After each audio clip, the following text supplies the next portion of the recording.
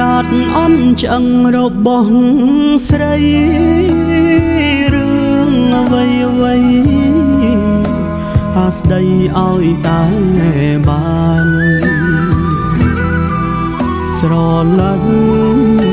រួចភ្លេចក្រឡឹងប្រាអណ្ដាតសាមានដិតដាមជោមខ្មៅបើអូនបានជាដាក់ចិត្តស្រឡាញ់ត្រូវចងចាញ់ត្រូវជឿក្នុងចិត្តពើស្ដងហើយគុំលិតនាំអាស្រើតុងគេឈ្មោះនៅក្លិនសែនពីរស់នឹងអូ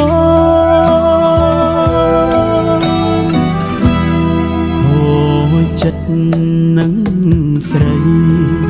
បងខំផឹកស្រាផឹកនេះហើយមហាផឹកឲ្យខ្លួនស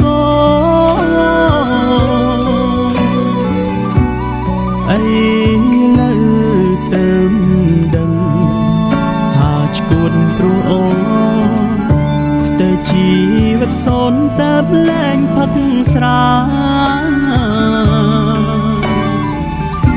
អណ្ដាតអន់ឆ្អឹងប្រឹងហាទៀតទៅលំអងភ្លឺបោះចំលើប្រសាបាទើបអូននឹកឃើញអតីតសង្សារបងឈប់ត្រូវការអណ្ដាតអត់ឆ្អឹងអូនហើយ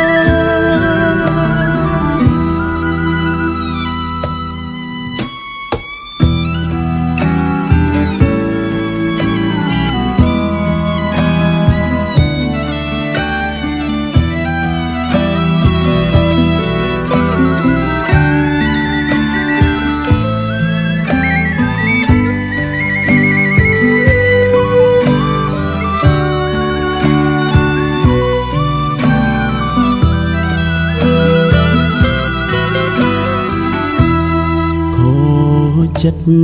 នឹងស្រីបងខំផឹកស្រាផឹកនេះហើយមហាផឹកឲ្យខ្លួនសអីលើទៅដឹងថាឈួនព្រោះអូស្ទើរជីវិតសូនទៅលែងផឹកស្រាអណ្ដាតអន់ឆ្អឹងប្រឹងហាទៀតទៅលំអងផ្លូវ